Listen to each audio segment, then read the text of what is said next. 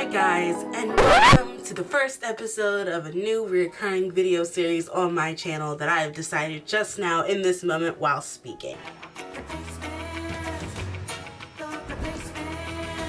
My name is Yami.com. Thank you for coming and watching, and the name of this series is called The Replacements.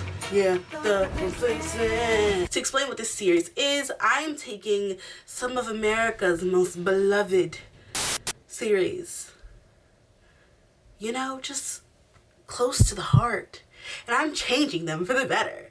I am taking our all-white history and making it colorful again. I've been on. You're welcome, Donald Trump.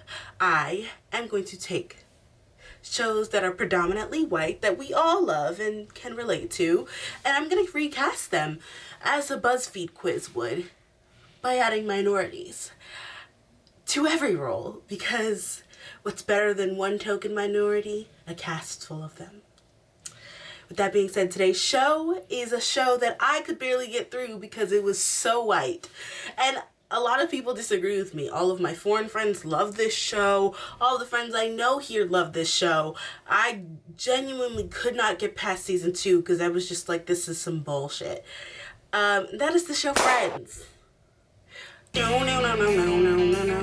Now, Friends is a Hallmark in film, okay? It is a Hallmark in TV, in sitcom nature, even though I thought all of them were equally awful people. So, with that being said, we are going to recast them with an upgrade show, you should say. This is the Minority Replacement.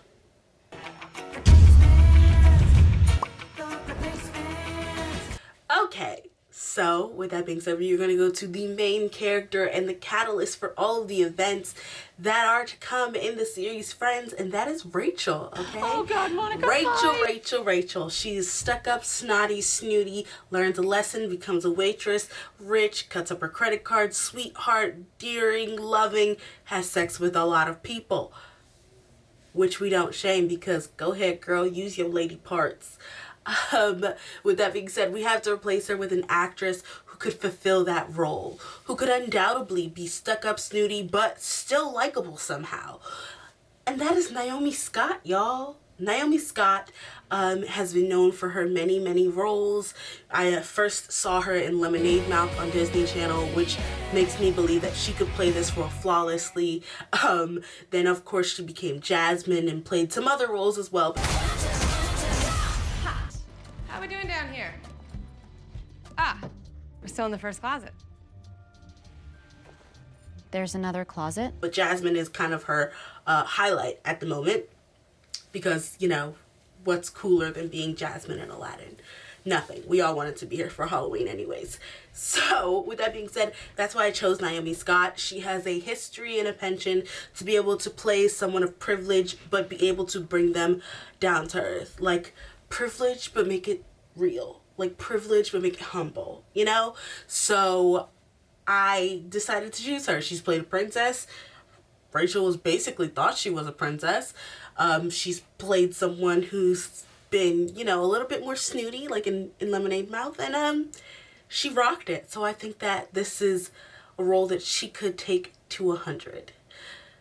Okay, and next up, we have her best friend, her roommate, and they were roommates.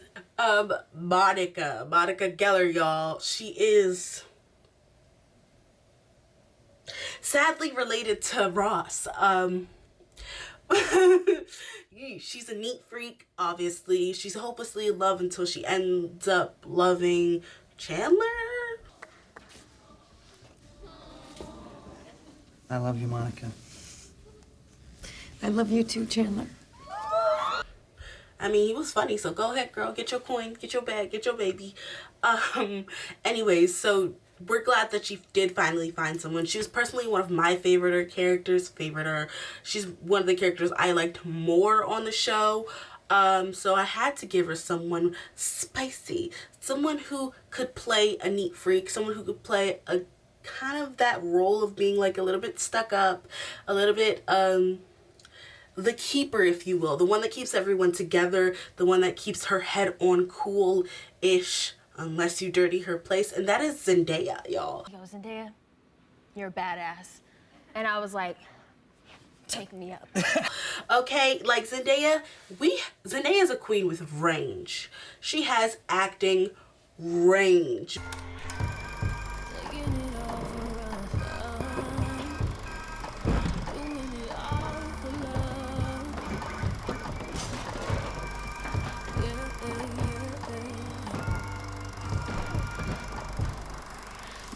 In my system, money in my head, mama making envy, working like a star. Everyone's got an act. But I also believe that she was so good in the characters that she played on Disney. I'm not trying to have her revert back to being Casey Undercover or Rocky Blue from Shake It Up. No, no, no, no, no. But I do think she could take her experience playing those characters who were a little bit anal, a little bit more analytical, a little bit smarter, and take those experiences and help her become the Monica we all need. Nay, the Monica we all deserve. Okay? She could transform that character from a two-dimensional neat freak to a three-dimensional superstar. And that's what it's all about. With that being said, we're going to go to our next character. Her second half. Mr. Chandler Bing. Chandler is the most normal in terms of work, I guess. Who really knows what he does? Not me, because I only watched 2 seasons. I just won $1 million. Chandler's the funny guy. Chandler is the guy who makes everyone laugh, who is a little bit too dramatic, a little bit too wild, but you know, by all means is the coolest guy there because he doesn't try too hard like Joey. Joey is cool because he doesn't care and he hits on girls, but Chandler's cool because he's funny and like relatable. And who can we relate more to than Mr. Avon Jogia? Yes, I have said it. Avon has played his fair share of cool dudes, whether it be the cool and aloof in the ABC family show Twisted, whether it be the cool and talented on Victorious. And you should have said you couldn't care less. Whether it be the cool in Kingly and King Tut, Avon Jogia has played them all. He's a talented actor who has proven himself more so than anyone I can think of and played a range of characters that is phenomenal. Like phenomenal. Have you seen him in Now Apocalypse? It's so fairy tale / vintage gay porn. Well, it was a dark and smoggy night. Okay? Like, who would have thought? Who would have thought? Okay? Anyways, he is so eclectic and weird, but he could also bring that eclecticness to Chandler and make it funny. He is millennial 21st century funny. He has that sarcasm down pat that Chandler does. Chandler's funny is 90% sarcasm anyways. Goodbye, take care, bye-bye then. What are you doing? Oh, I'm going on the lam. And Avon Jogia can totally deliver that. He's delivered characters with high sarcastic ranges. In fact, most of his characters have high sarcastic ranges. Yeah. I don't know, maybe I'm already drunk or something, but that makes a frightening amount of sense to me. And I'm pretty sure it's because he's sarcastic himself, but I think that he would be able to give us a spicy, beautiful, beautiful performance. And look at how beautiful him and Zendaya look next to each other. They're just that good looking. So imagine them as our Monica and our Chandler. What kind of babies could they pop out? Gorgeous ones.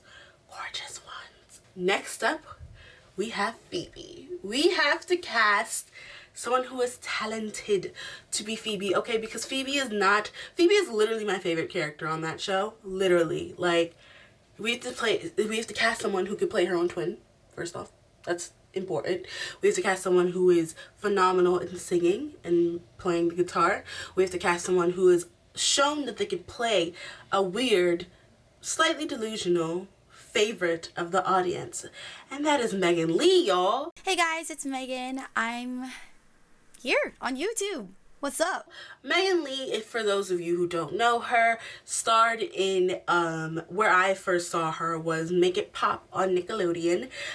She is a phenomenal singer, a phenomenal dancer, phenomenal writer. She currently writes different hits for K-pop groups, but under all that, she's an actress, y'all. She is a phenomenal actress who is super underrated and super underused. Like, she clearly can play it. She played Sun Hee Song. Genius. in Make It Pop, and that was a weird character that we all strangely grew to love. Like, if any other person would have played that character in any different a way, I would have hated that girl. I would have hated that character. But somehow she made her delusional, powerful, hilarious, and relatable all in one, and I don't understand how she did it, but I would like to see her do it as Phoebe in our newly diverse group, okay? So that's why I gave it to Megan Lee. She can sing like the Dickens. Lucky me, lucky you. 결국엔 거짓말을 lie. So what? 만약에 내가 널 지우게 된다면 so sorry. I'm not sorry. Like, Homegirl's voice is phenomenal, so all of those performance pieces that we had to have Phoebe do could just be elevated, okay? No shade to Lisa Kudrow and her voice, but like, imagine Megan Lee singing Smelly Cat. We all commit to love that makes you cry. Oh. Smelly cat, what are they feeding you? Next up, we have Ross. No need to point. She knows who Ross is. With Ross, we have to find someone, how do I say this, who could look like he could match Naomi Scott, because she's our Rachel, who could play an awkward character and still keep them lovable, who could have those stuttery syllable inflections that Ross does and make it believable, who could also look like they were related to Zendaya. I mean, they could be like adopted siblings, but like, it'd be fun if they were still regular siblings. So look like he was related to Zendaya because she is our Monica and they are both Gellers, the Geller gang. So who do we know who is a minority, so talented, could play such a colorful character and still make them likable? Why Jordan Fisher, y'all? But it's just funny how they express themselves. And then when I hear it in real life, I'm like, oh. Jordan Fisher can play any role. He could play a wet paper bag and I would watch it on Broadway. I would pay Broadway prices to see this man play a wet paper bag. But more so than that, he does this thing with his voice that I think he could do as Ross. And instead of like the annoyingness that comes with... It's still a gift.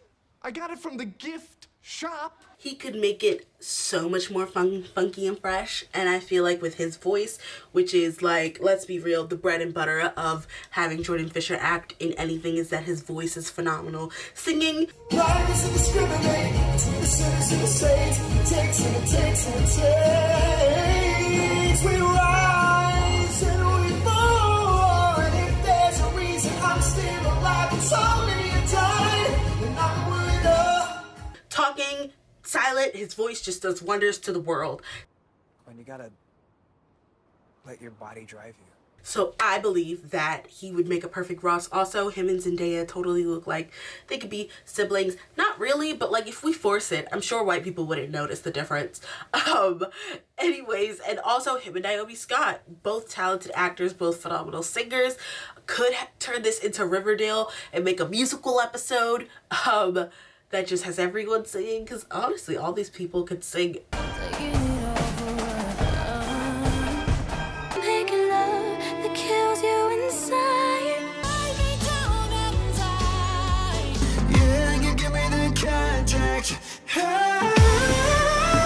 At the very least, dance. Some of that, some of this, some of that. Give me some of that, some of this, some of that.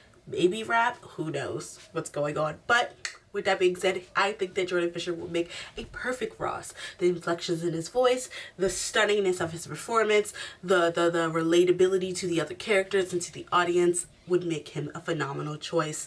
And with that being said, we go to our last character, my least favorite character, Joey. Okay, I don't know why. I do know why Joey's my least favorite character. He has some seriously misogynistic undertones.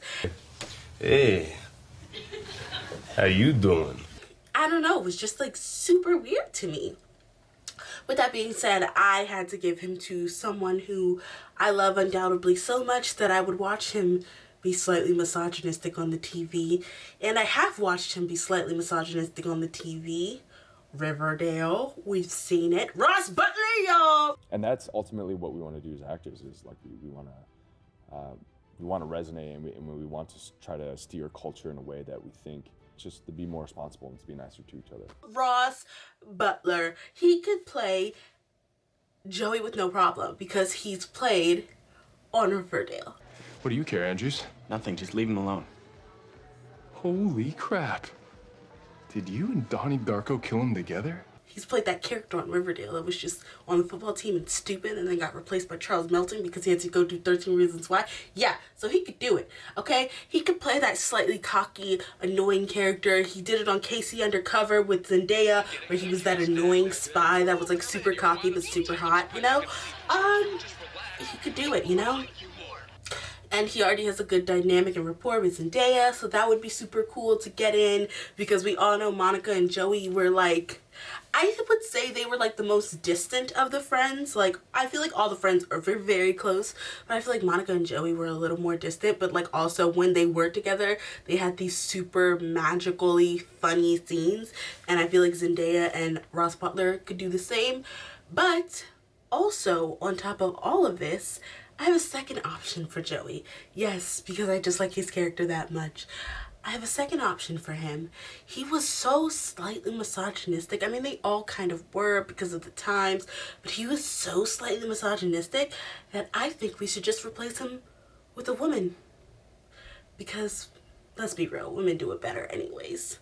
And that is Lyrica. Dad actually, he's a Japanese prep school teacher, and he's you know, most of the time in that Japanese community, so he's working a lot. So Lyrica, for those of you who don't know, plays Nico Minora on The Runaways, one of my favorite shows. Permit my entry into night and allow the darkness find its light.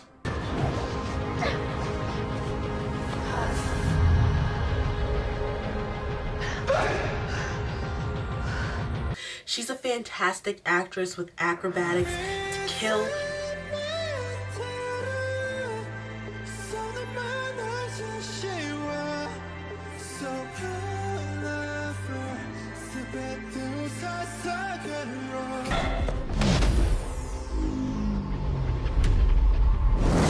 She plays emotional range. It would make so much more sense if she, like, I would feel so much more realistic if she was an actress.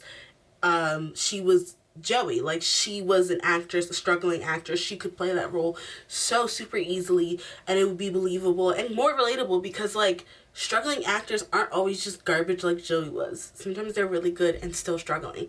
And, like, I would like to see her play that character, so it'd be super fun. That's really it. That's why I wanted to maybe, like, replace Joey with a woman, because I think women do it better. I mean, Ross Butler could play the role, but, like, also Lyrica could play the role. So, you're welcome. Anyways, oh, and they would both, I think that both Ross and Lyrica would have excellent, like, rapport with Phoebe, and I feel like that was one of my favorite parts of watching Friends, was, like, Phoebe and Joey's rapport. Hell yeah, I'll marry you. You can't marry him. Hey, lady, your day's over. It's my turn. Phoebe. What? Why can't you marry me? I can and I will. She's not pregnant. Hey! Phoebe, I think he would notice when you didn't have a baby in 9 months. It's Joey. With each other, because they always seem to just finish each other's sandwiches. Anyways, thank you for watching on my minority replacement Not Minority Report, not The Replacements, but Minority Replacements.